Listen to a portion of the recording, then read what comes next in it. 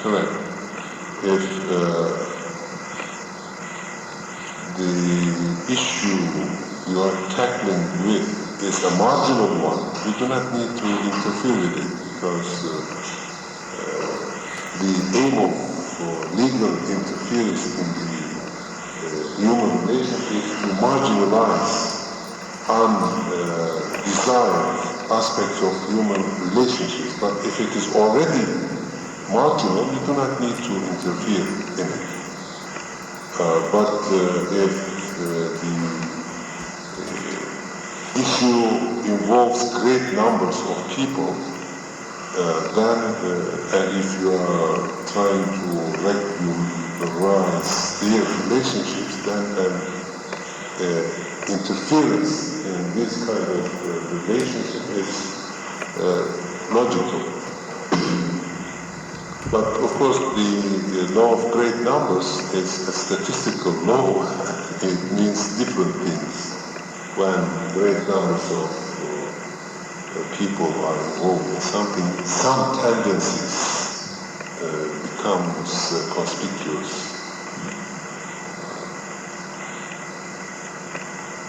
So the distinction between usury and interest from this point of view is not important. And if anything, you must prohibit interest instead of usury, because usury is quite, the viciousness of usury is quite conspicuous, recognizable by everybody, and you do not need to bother with prohibiting it. But interest is not the same. It has many attractive aspects, and it may need, if you are trying to make a difference between what is Islamic and what is not, it may require an interference in order to make clear the situation for some of those who are involved in the issue. I think in order to clarify this method of approach, we may have a brief look at the consequences of interest for other systems who have interest as an institution, as a component, and its consequences for Islamic system as a system who rejects such an institution through prohibition of Riba.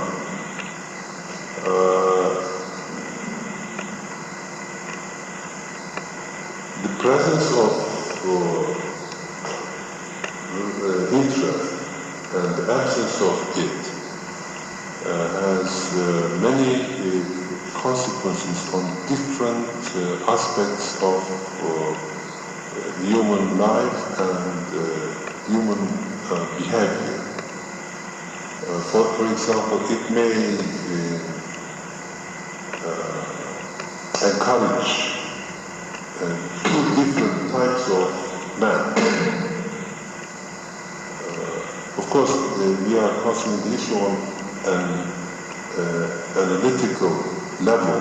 The real life may be a bit different, and we have to modify our analysis according to the facts of life.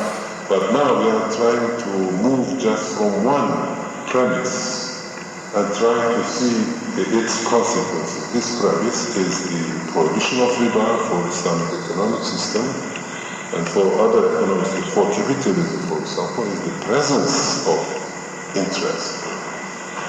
So we must remember the ceteris paribus principle in economics. Everything else being the same, we are trying to analyze the consequences of just this one parameter.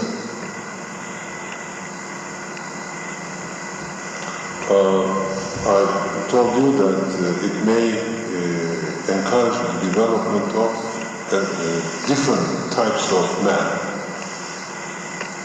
It may lead to different motivation, again, basically economic motivation. The economic motivation in economic systems with and without interest may be quite different.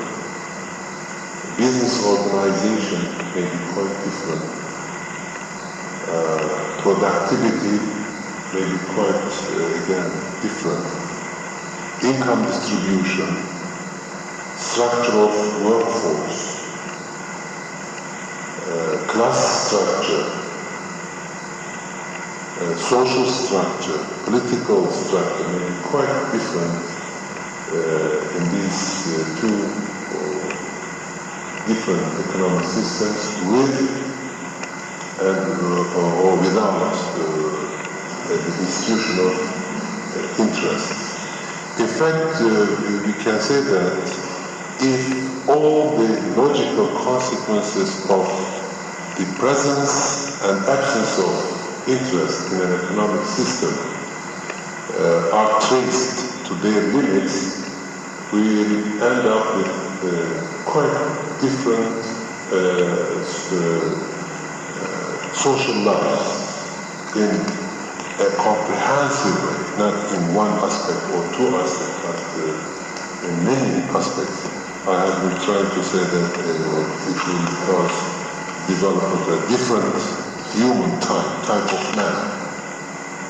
Income distribution, productivity, economic motivation, business organization, structure of workforce, class structure, social structure, political structure, and even the cultural life, moral and cultural life of the societies concerned.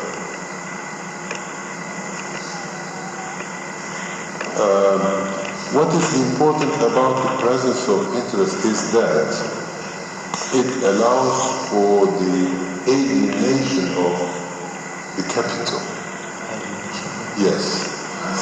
Or impersonalization of the capital. Yes. With capital, I mean here in our present framework, I mean your monetary resources. This may be in the form of small savings or great fortunes, but here the free financial resources that can be used for economic purpose, for consumption, for establishing new businesses, etc. These are ready monetary or financial resources. The presence of interest allows these resources, or what we can say financial capital, to get impersonalized or to be alienated from its owner. Yes. We can try to understand this by considering the process of lending money. When you lend money on interest, you allow your money, your small savings, or your great amounts of financial resources to be used for somebody, for other party, for the borrower, for some time, in return for a small percentage of interest. So, when this is accepted, you are alienated from your financial resources for a period as long as the period of your contract. This may be 3 months, 1 week, or 1 year, 2 years, 7 years, or 10 years. this may vary according to the conditions of contract.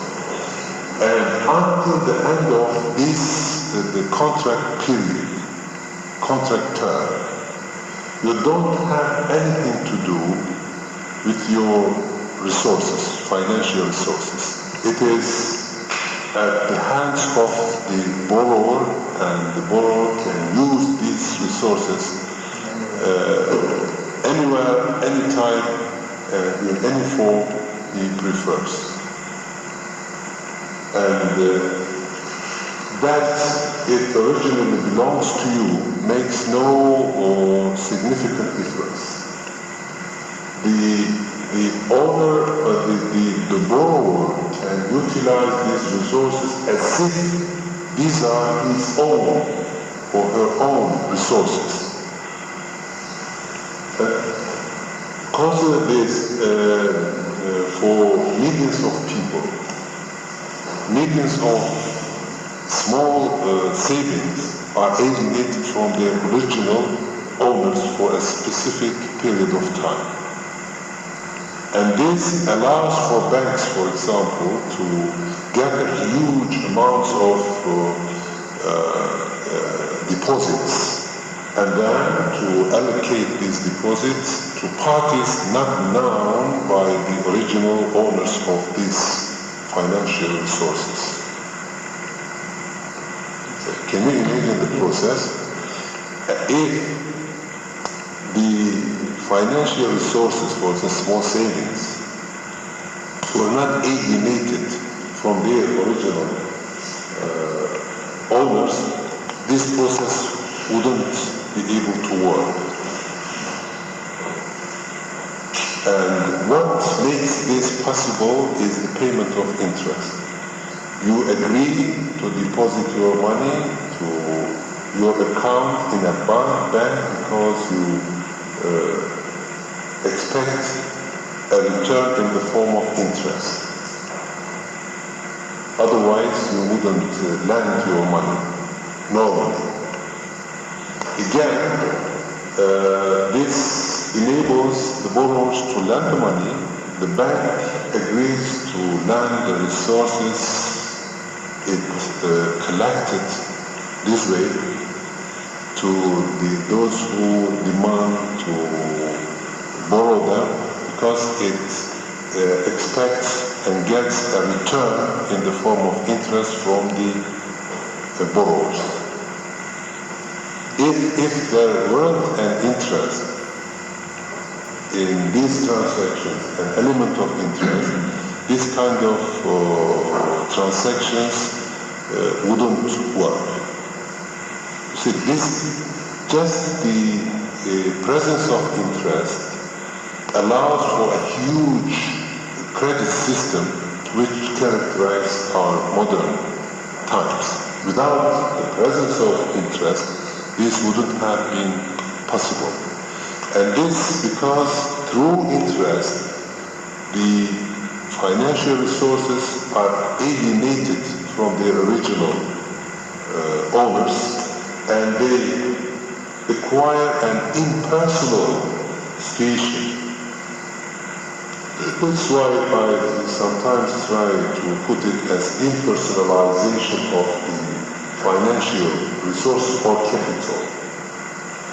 Because now the resources, financial resources, have nothing to do with the person who owns them. They have a market, and they are treated as objects, as commodities in the market. And they don't carry the personal stamp of their original owners. But is it in Islam, impersonalization is prohibited?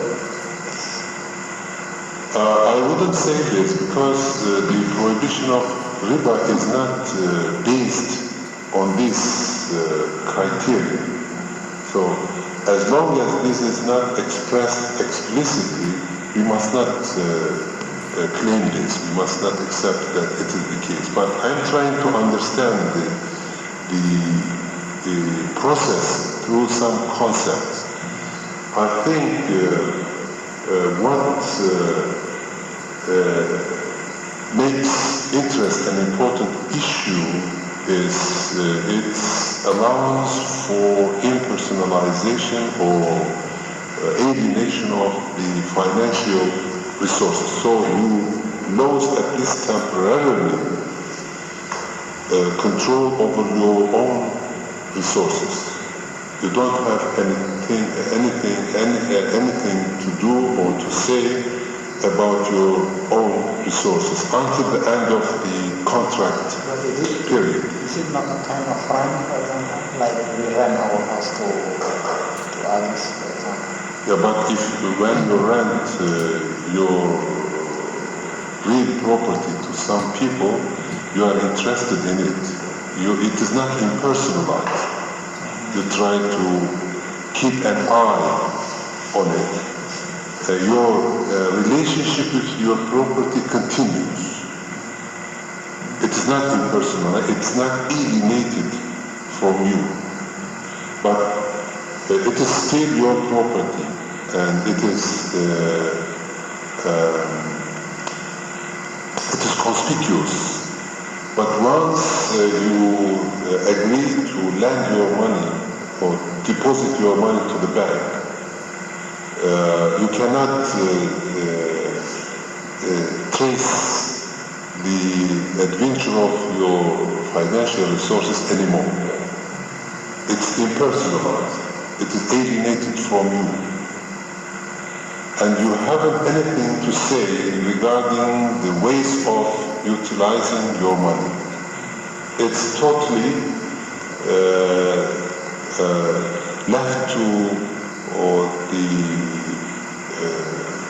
bank system at first instance, and then those who borrow it as credit from the banking system. It's up to them how to utilize it. But in the cases of rent, you still have a control over your property, and you are interested in the ways how it is utilized. So this is important, and that's why it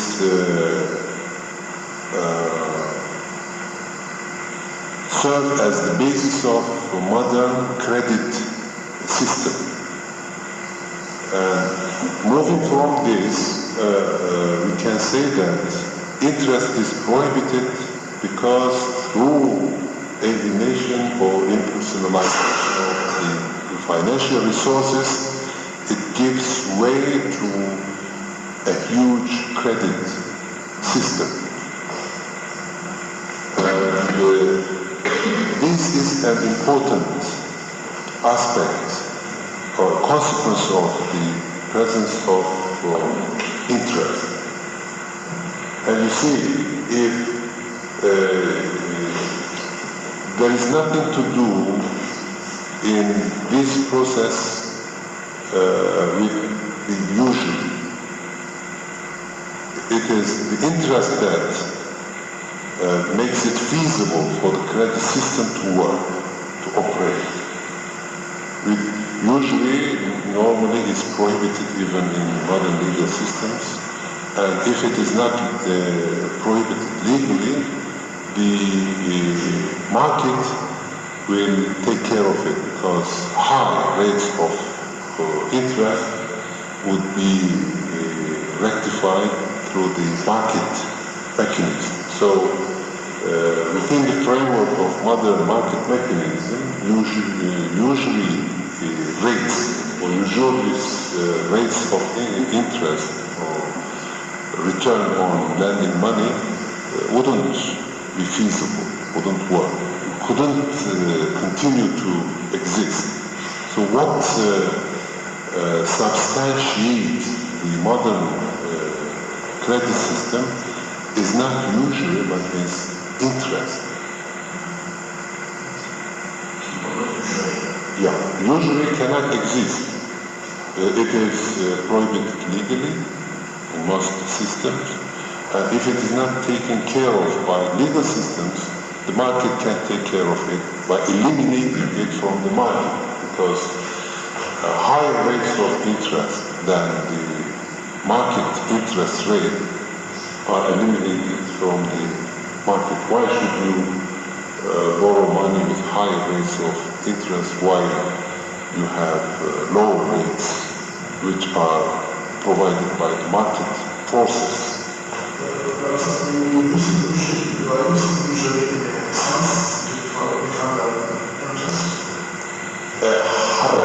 Exorbitant rates of interest are called usury.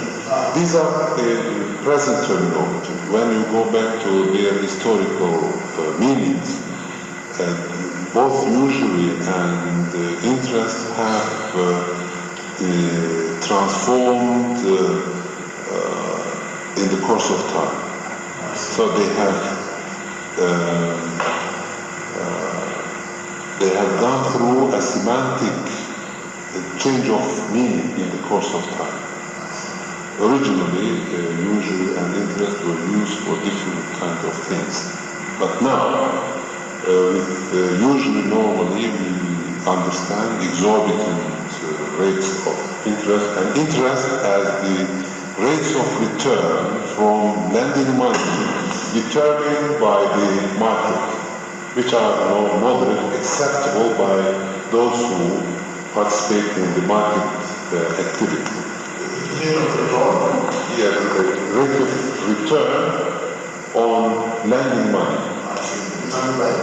Yeah, by the market. So if this rate is equals exorbitant, it becomes usury. Yes. But then the two are the same as Riba. Now, some Muslim writers try to make the same difference, saying that Riba is usury, but interest is not. So, what is prohibited in Islam is usury, and not interest in its modern sense. When you read the translation of verses on Riba in some of the Quranic translation to English, in footnotes you may find this kind of interpretations, for example. That's why they refer Riba as Ad'afan Mudha'afa. It is only Ad'afan Mudha'afa which is prohibited. That is what they say. Yeah. Can we make a short break? About 10 minutes. No. Then we'll join again. Here's the question. Why this impersonalization is very important in this case? What's the significance about impersonalization?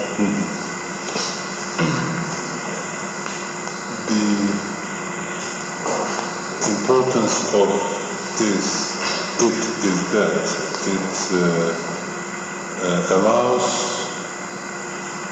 your money to be, your financial resources to be alienated from you for a certain period of time. And let's try to have a closer look at its implications. What happens if your financial resources are alienated or are able to be alienated from you? This allows for the small amounts of financial resources of millions of people to be collected from them through the banking and financial system, and to be allocated to a relatively small number of people. If this wasn't possible, this mechanism wouldn't be able to work, to operate. And what makes this possible is the payments of interest. You are convinced to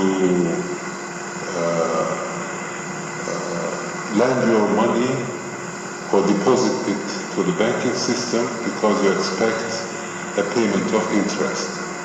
Again, banking system is convinced to lend the resources, financial resources gathered within the system to a group of people called entrepreneurs, because the system expects a return in the form of interest, because they are paid for it. This payment convinced them to lend the money, the financial resources. You see, financial resources are collected from millions of people. Yes. No, these are the owners of deposit accounts normally. And normally these financial resources collected from millions of people are allocated to a small number of people called entrepreneurs. You know, entrepreneurs by nature, by their own nature, are enterprising people, people with initiative, people who have an aggressive character, and by allocating them these huge amounts of financial resources collected from millions of people to allow them to develop these qualifications, these qualities, so they become even more aggressive. They develop their initiative, they become more courageous, and their enterprising tendency gathers strength by this. And this situation can be consolidated once you borrowed money and you are able to repay it at the end of period of contract. You are normally entitled to borrow it again, and again, and again. So, in practice, once you borrow the money, the financial resources, you are their owner for forever, as long as you pay their rent, their interest. So you can behave as if you are the real owner of these resources, and for your whole lifetime, and even for generations. So, and if you are commanding the financial resources, nobody will ask you whether you are the real owner or not. They just look at your relationship with the resources. If you are able to use them, to employ them, that's all. Whether these resources are your own resources or you borrowed from a banking system is not so important. Through this, you gain more strength, more power, become more powerful, and you increase your credit, so you become an eminent person in social life, and through this you are able to influence political life. If your political system is a democratic one, through this economic power, you become able to influence the political process, and you can gain more even through the operation of political system. So once the process starts, it normally supports itself, and this tendency becomes even more powerful. This is on one side. And what happens to the other side? These millions of depositors are normally weak people. They have less initiative, less courage. They are passive, normally, people. And once they have an opportunity to lend their money for a certain period of time, they even become less dynamic, more passive. They even lose the initiative because they don't need to take care of what is going to happen about their money, because they are guaranteed that they can get back their money at the end of contract period. Since they have this guarantee, they normally let their money to rest in these accounts, and it becomes permanent for them, a permanent situation for them. So the credit system, on the one hand, was contributing to the dynamism, aggressiveness of a small group of people called entrepreneurs. On the other hand, it contributes to the passivity of inactivity of great numbers of people, millions of depositors. It encourages their passivity, their lack of initiative, etc., because they do not need to deal with their money, since they are guaranteed a return and their capital. They do not need to take care of it. So this, for example, contributes to this bad situation of the greater part of the society. But be careful, we are now making an analysis, and our premise was the alienation of money, so of the financial resources, or alienation of impersonalization of the capital. And we assume everything as given, not changing. If other parameters that can influence the situation change, of course the situation will change, and it will not be as simple as we are describing or analyzing.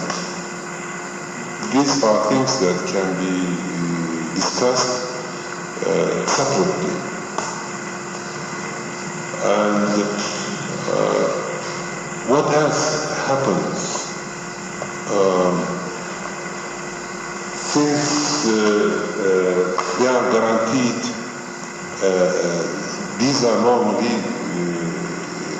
wage earners or salary earners, or to put it in another way, these are dependent workers.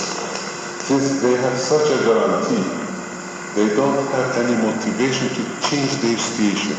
So they remain as dependent workers for their whole life, and it becomes a profession, a way of life for them. And they do not need to put an interest even to their working environment, because it is normally owned and administered by those who are using their financial resources, the employers. So they do not need to have a look at their surrounding environment, economic, social, political, and this situation is consolidated. They become dependent workers, people dependent on others in order to make a living. And this, in the course of time, develops a culture which corresponds to their situation. And they do not need to participate in economic life. We have tried to describe it because their situation encourages, stimulates their passivity, their reluctance about what is happening around them, their indifference to what is happening around them, and this may even result in similar consequences in social and political life. Since they are passive in economic life, you can expect them to be deceived, manipulated, administered, directed by others, even in the political life. You see, the alienation of capital has far-reaching consequences for the whole of life, not just a matter of a contractual relationship between two parties, but it develops through characterizing the economic, social, political, and cultural life. And I think this is one basis of even an economic system to be named as capitalism, since you have an impersonalized capital owned by those who are ready and able to pay for its rent. This system is aptly named as capitalism, a system characterized by the capital. This is not the whole basis of this name. It has other bases, even technology, the organization of business and economic life are the other bases of this name, but at least this is in line with the other developments. It is a further basis for the development of capitalism and its development according to its name. In Arabic we say musamma, according to its the musamma develops according to the ism. So this is something that strengthens the development of capitalism, to have an impersonal, alienated capital which can be purchased or hired according to the market rate, allows the system to develop according to its own logic. And if you don't have any objection to this kind of system, you don't need to say anything about the institution of Riba. It must be okay. But if you are not quite happy with developments of this kind, then perhaps you may start thinking about prohibition of the Riba and its consequences. This is very important because it really characterizes capitalism. It's the presence of institution of Riba or interest characterizing the capitalist system, and its prohibition, on the other hand, as we shall try to see, characterizes the whole seen of an Islamic society. The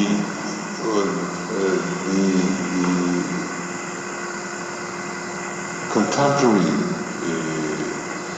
social, economic, social and political life is characteristic of capitalism, and it has really different economic, social and political structure. That's why you see about 80% of modern industrial societies are dependent workers. It's very important. 80%. They work for others. 80%. The rest of 20% is shared between independent workers and employers. But you see, these modern industrial societies are characterized by dependent workers. They are societies of dependent workers. If around 80% of the population is independent, is comprised of independent workers, I think you rightly can describe these societies as dependent societies.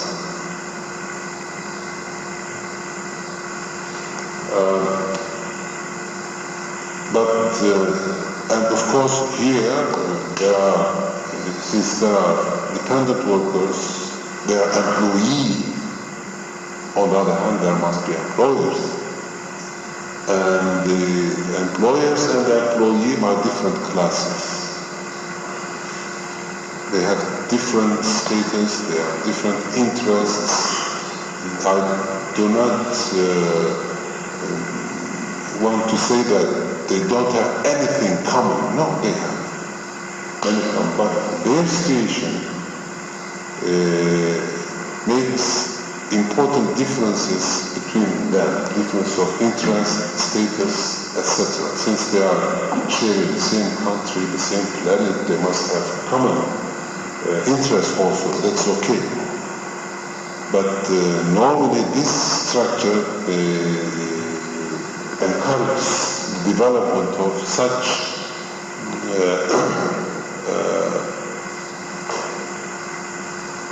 a difference between two major classes.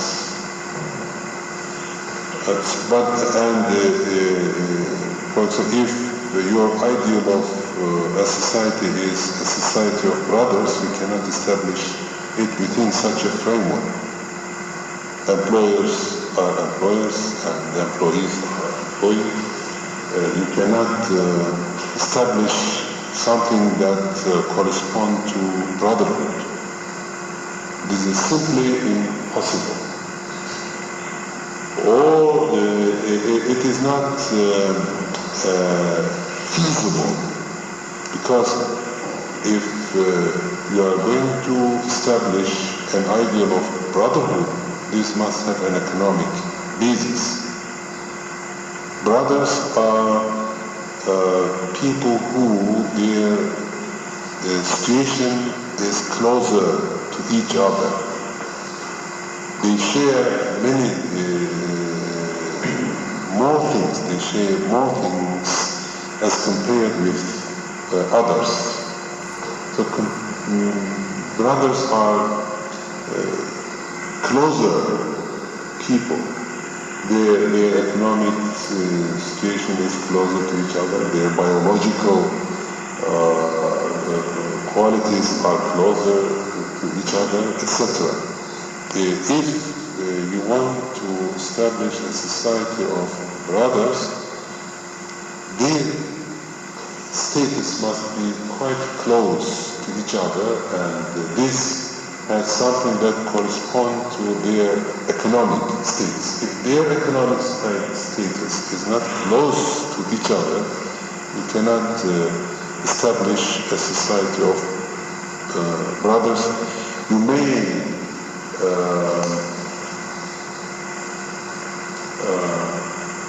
prescribe this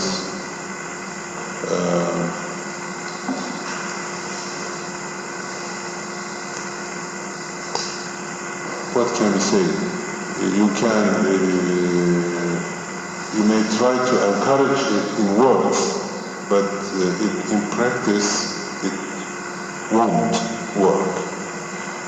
But first, can you put it like this, a pure Islamic society, most focus should be developed in practice? We'll try to see whether, for example, alongside other rules of economic gain in Islam, will contribute to such a thing. Of course, here again we shall try to isolate the implications of prohibition of riba for economic, social and political life.